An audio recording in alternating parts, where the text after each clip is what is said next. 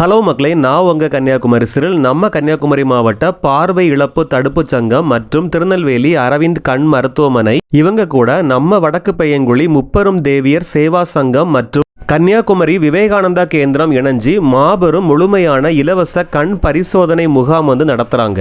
இந்த முகாம்ல குழந்தைங்க பெரியவங்க யார் வேணாலும் கலந்துடலாம், முற்றிலும் இலவசம் தான்.